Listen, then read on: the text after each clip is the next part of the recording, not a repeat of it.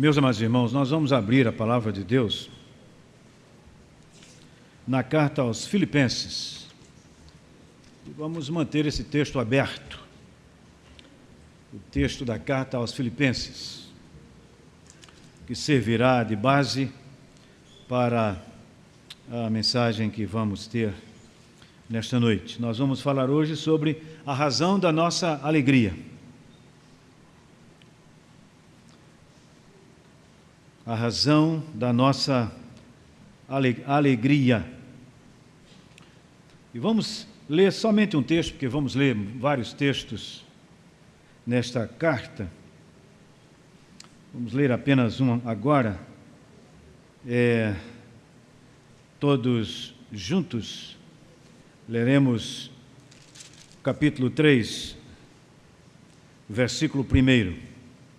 Todos juntos, Filipenses 3, versículo 1.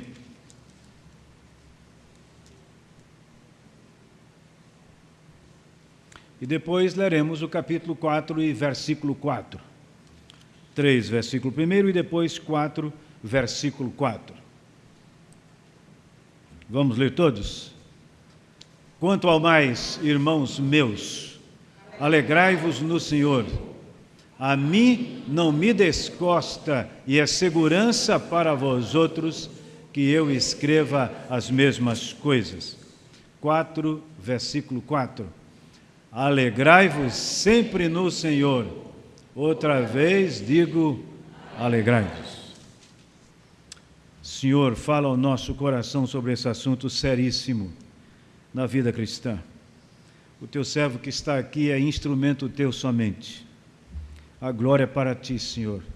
Mas fala agora, Pai, na tua palavra, em nome de Jesus. Amém. Meus amados irmãos,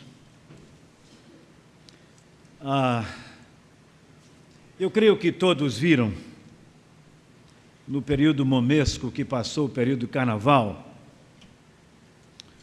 que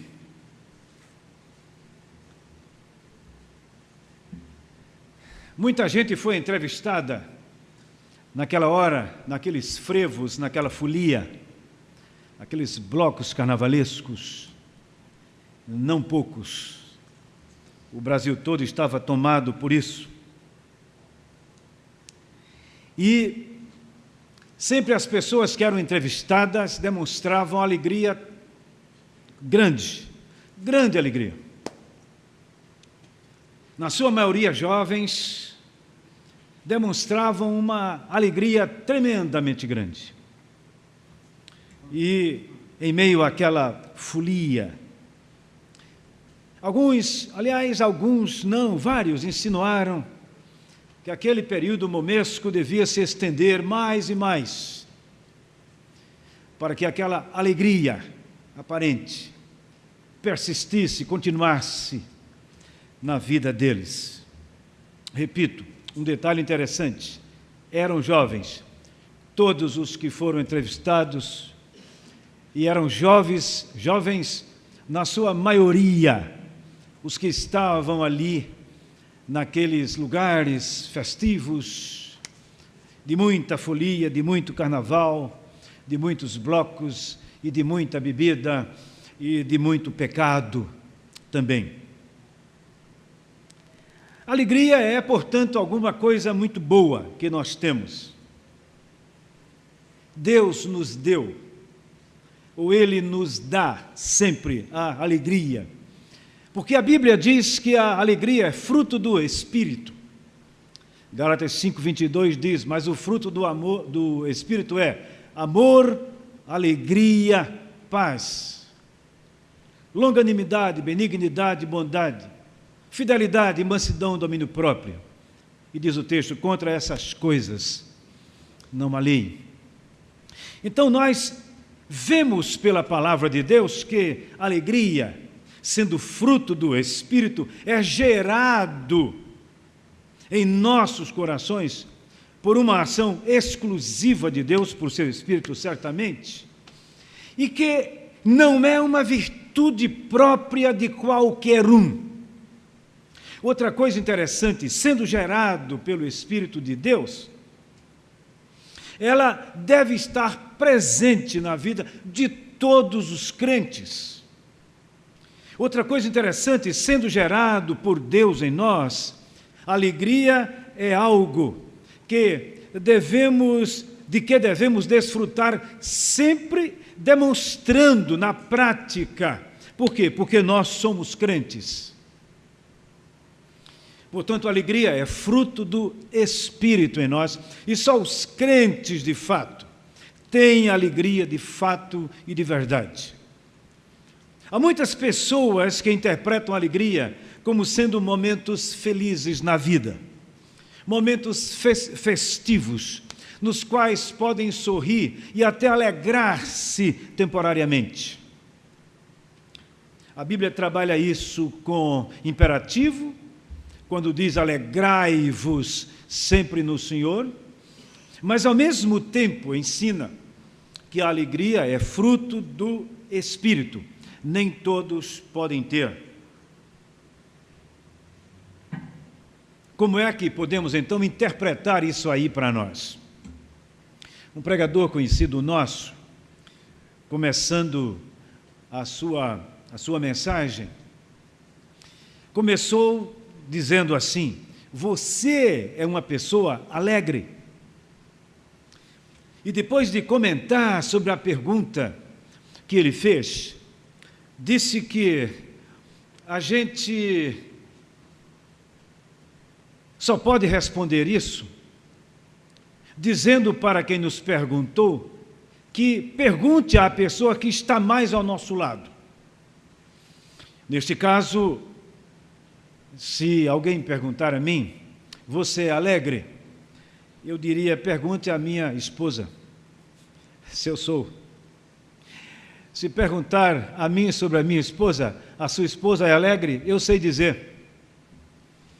Então, quem vai ver e quem sabe até criticar, nesse sentido, a nossa vida quanto a este assunto, é aquela pessoa que está bem perto de nós.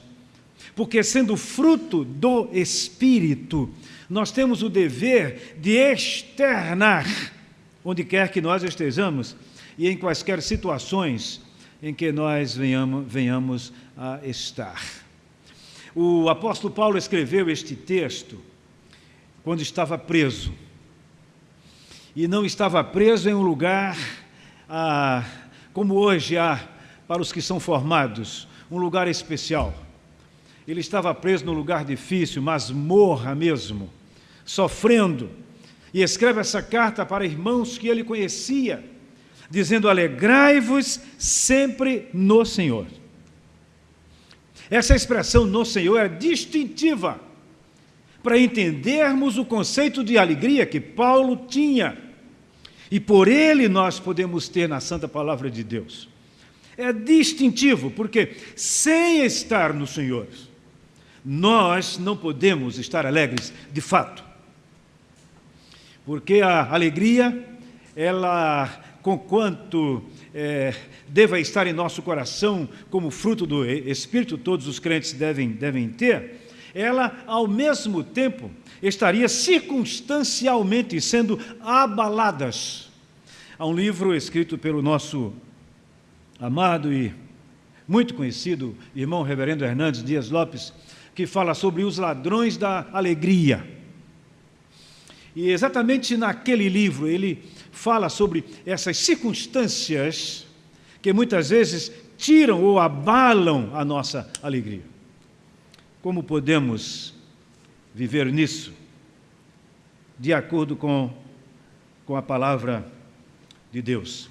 Vamos ver na carta aos Filipenses como podemos trabalhar pelo menos 4 coisas importantes para a nossa vida. Primeira lição é que devemos encarar as circunstâncias pelo prisma da providência de Deus. Capítulo 1, versículo 12. Ele diz: quero ainda, irmãos, cientificar-vos, de que as coisas que me aconteceram têm antes contribuído para o progresso do Evangelho. De maneira que as minhas cadeias em Cristo se tornaram conhecidas de toda a guarda pretoriana e de todos os demais. Interessante Paulo dizer isto. Ele manda que nós estejamos alegres no Senhor. E diz que muitas vezes as circunstâncias podem abalar a nossa alegria. Como já foi dito, Paulo estava preso, um lugar difícil, um momento difícil.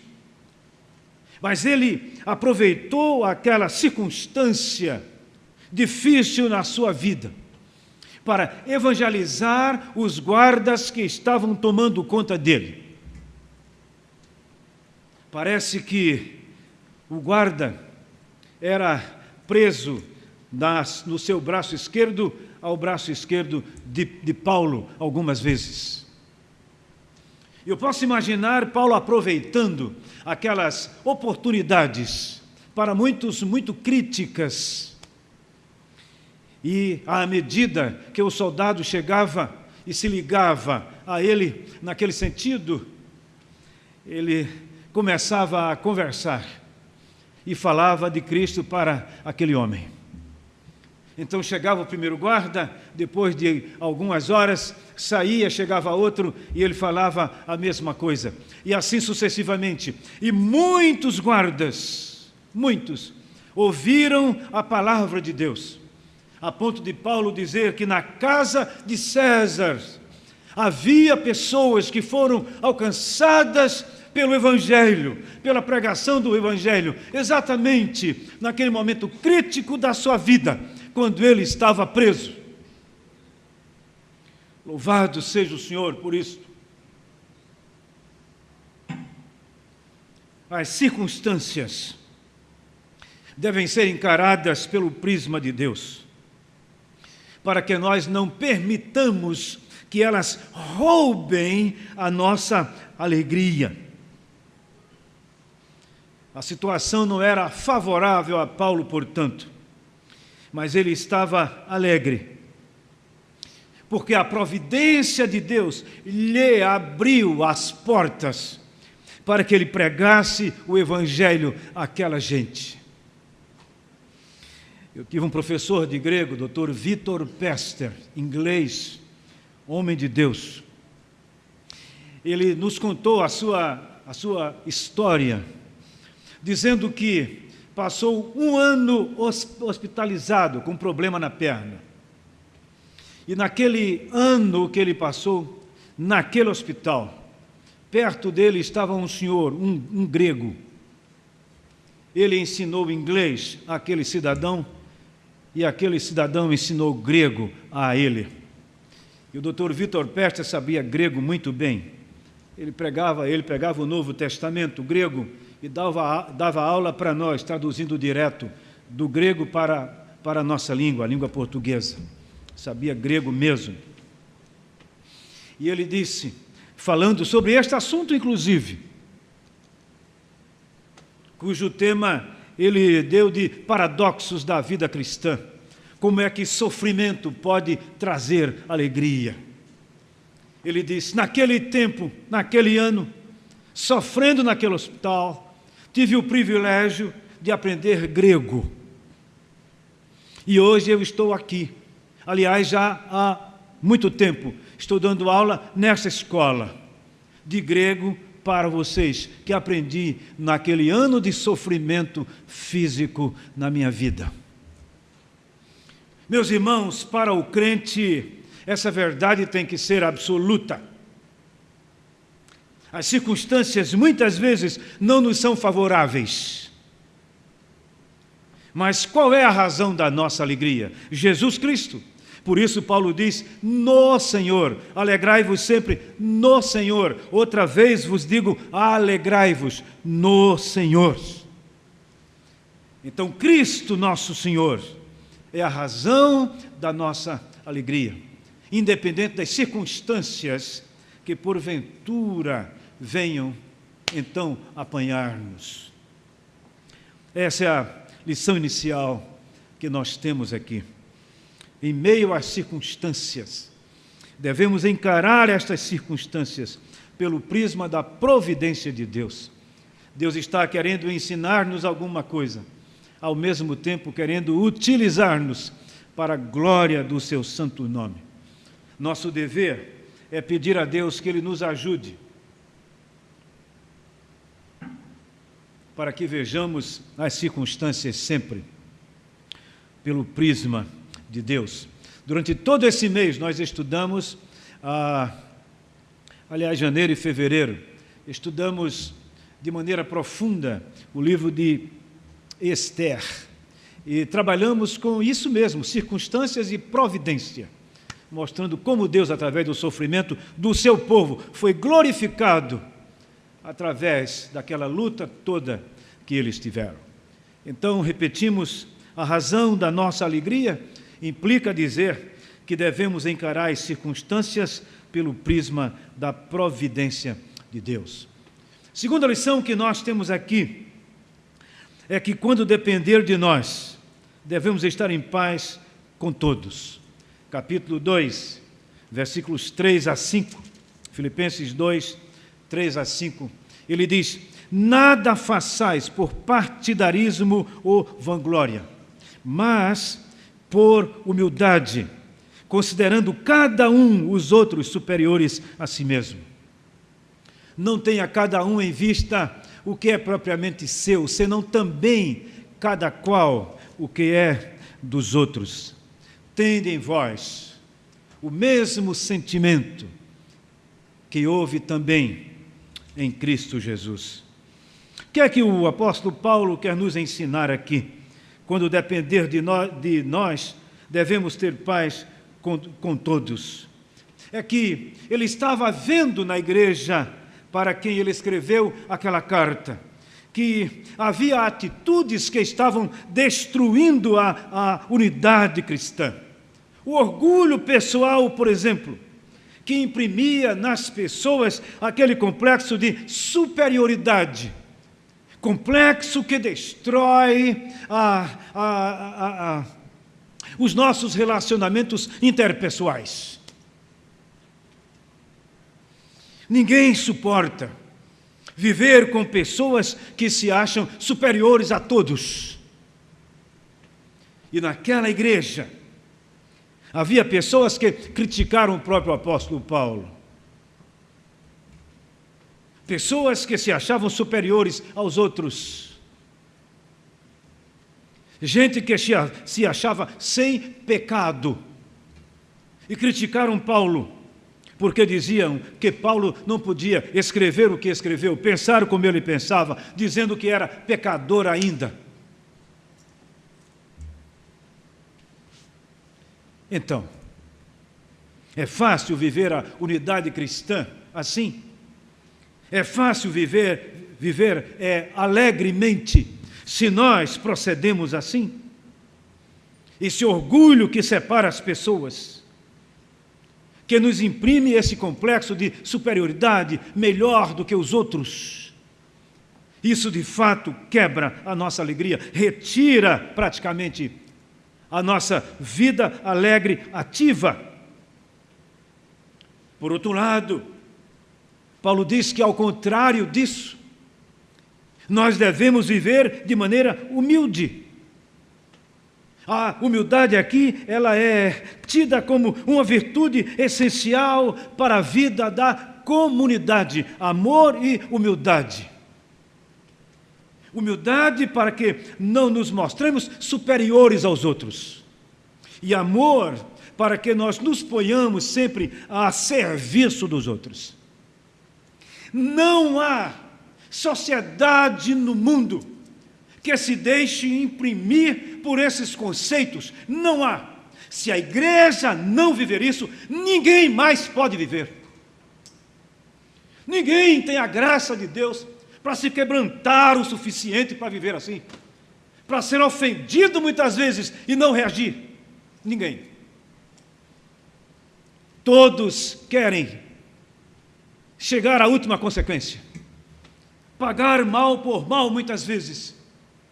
E Paulo diz: não, irmãos, Se há virtudes que nós precisamos ter, são duas: amor, que me põe a serviço do outro; humildade, que me mostra não ser acima do outro.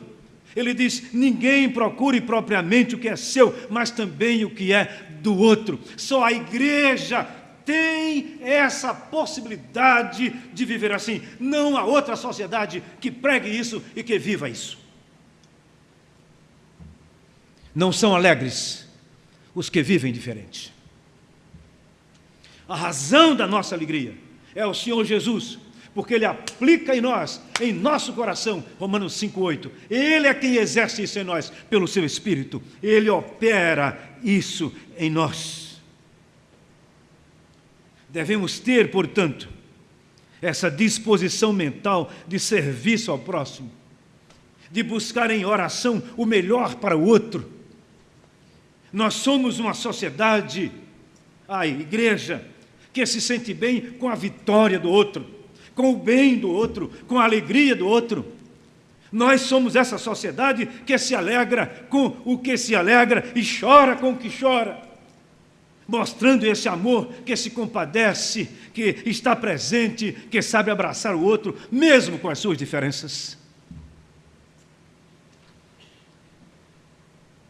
A razão da nossa alegria é Jesus, porque apesar de nós, isso pode ser possível em nós, à medida que nós sabemos agir assim. Versículo 27 do capítulo 1, o apóstolo Paulo diz: vivei acima de tudo por modo digno do Evangelho de Cristo, para que, ou indo ver-vos, ou estando ausente, ouça no tocante a vós outros, que estáis firmes em um só espírito, como uma só alma, lutando juntos pela fé evangélica. Divisão por causa de nos encontrarmos, de pensarmos ser melhor do que os outros. Não, nunca. Não se admite isso. Capítulo 2, versículo 2, ele diz assim: completai a minha alegria, de modo que penseis a mesma coisa, tenhais o mesmo amor, sejais unidos de alma, tendo o mesmo sentimento. Essa unidade cristã provoca alegria. Só a igreja pode viver isso, de fato. Versículo 4, ele diz: não tenha cada um em vista o que é propriamente seu, senão também cada qual o que é dos outros. Versículo 14, ele diz assim: fazei tudo sem murmurações, nem contendas, para que vos torneis irrepreensíveis e sinceros, filhos de Deus, inculpáveis no meio de uma geração pervertida e corrupta, na qual resplandeceis como luzeiros no mundo. Só a igreja pode viver a razão da alegria, porque é a igreja de Cristo, é a igreja de Deus. E nada pode, de fato, interromper a nossa alegria. Versículo 9, capítulo 1, ele diz: e também faço esta oração, que o vosso amor aumente mais e mais no pleno conhecimento e de toda a percepção. Oremos, portanto, para que vivamos essas verdades na nossa vida, porque não há outra forma de sermos alegres dentro do que a palavra de Deus preceitua. Não há outra forma, senão sendo assim. A igreja é o lugar da alegria, porque ali está o povo de Deus, lavado pelo sangue de Jesus, a habitação do Espírito Santo, aquele que opera alegria em nós, apesar de circunstâncias e apesar das pessoas. Apesar de nós. Mas há uma outra lição aqui. Nossos bens materiais não devem ser usados de forma... Aliás, nossos bens materiais devem ser usados de forma correta para o nosso benefício. não para substituir a nossa dependência de Deus. As circunstâncias não devem tirar a nossa alegria, porque é fruto do Espírito. As pessoas não devem tirar a nossa alegria, porque é fruto do Espírito. E os bens materiais também não. Filipenses 3,19 fala sobre isso, dizendo: o destino deles é a perdição. O Deus deles é o ventre, e a glória deles está na sua infâmia, visto que só se preocupam com as coisas terrenas. Quem são esses sobre quem o apóstolo Paulo fala aqui? Ele está falando sobre os inimigos da cruz de Cristo. Ele diz, versículo 18: pois muitos andam entre nós, dos quais repetidas vezes eu vos dizia, e agora vos digo até chorando, que são inimigos da cruz de Cristo.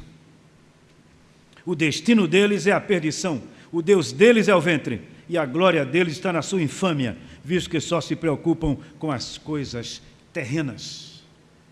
Quando alguém quiser saber as características dos inimigos da cruz de Cristo, aí você pode ler Filipenses 3,19. Mas ele chama a atenção. O destino deles é a perdição e o Deus deles é o ventre. A glória deles está na sua infâmia, visto que só se preocupam com as coisas terrenas. Paulo estava sabendo daquela filosofia epicurista que existia no seu tempo.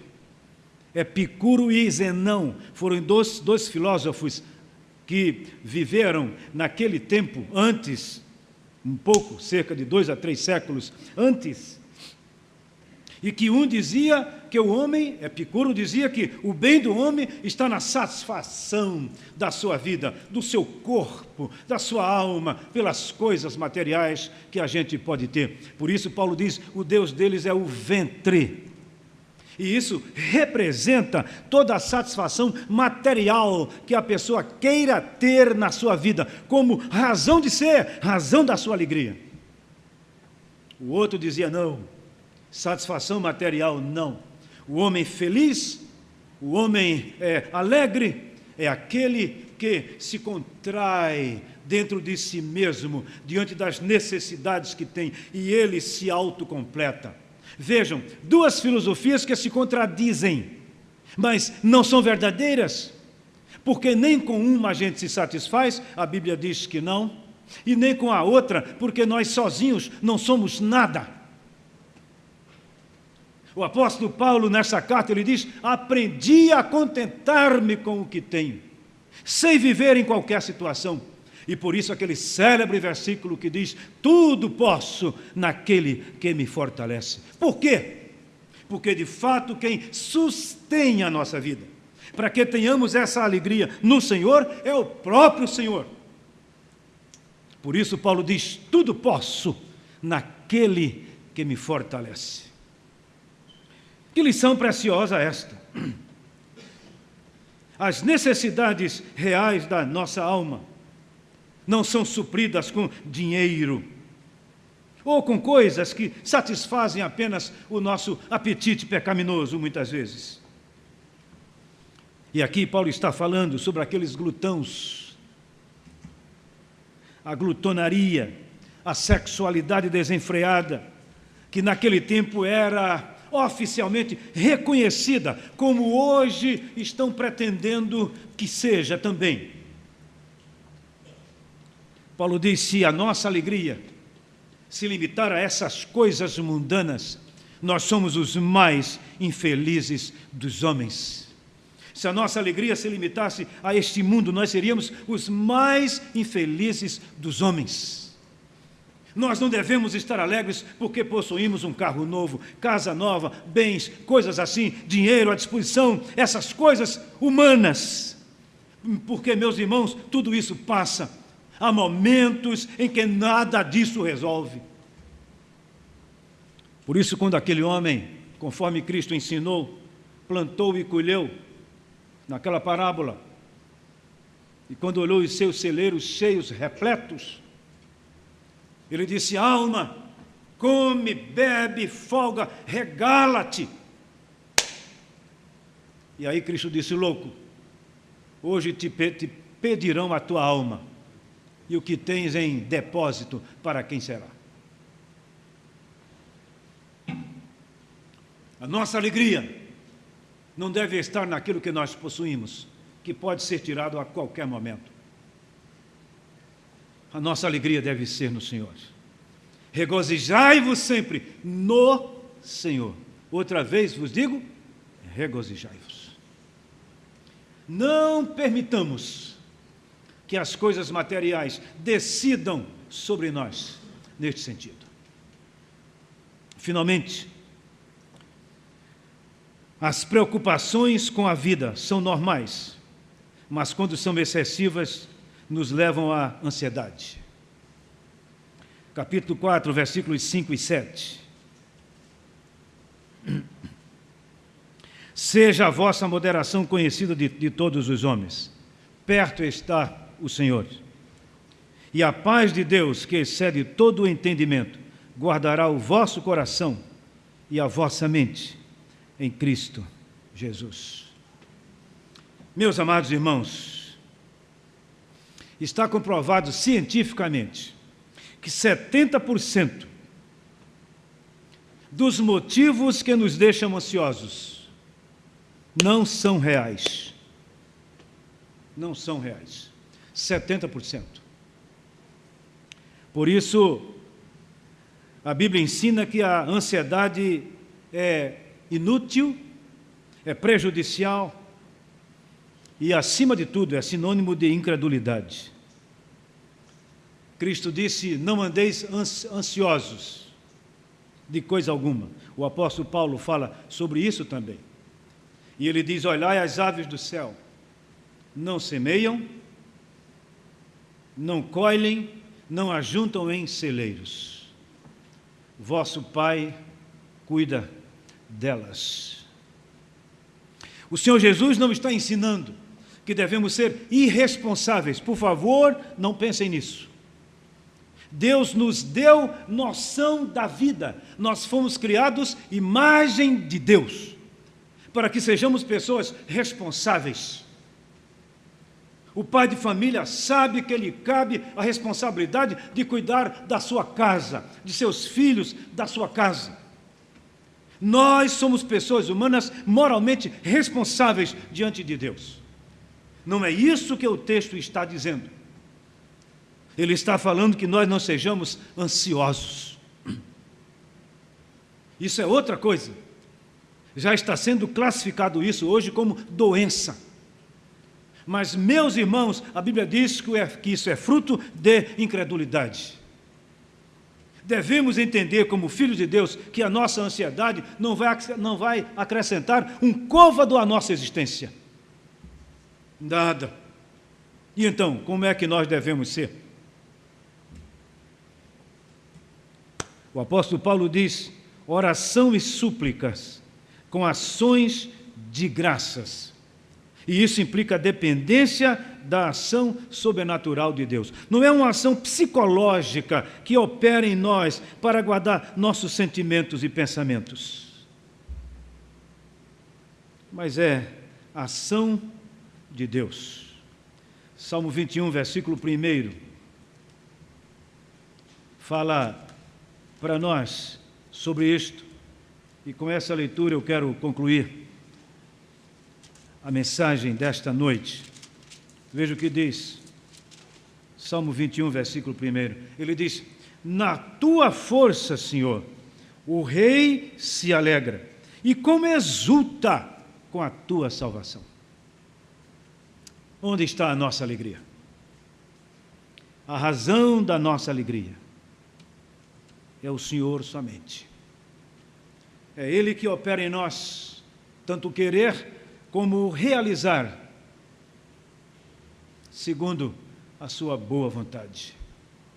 Façamos tudo como se tudo dependesse de nós.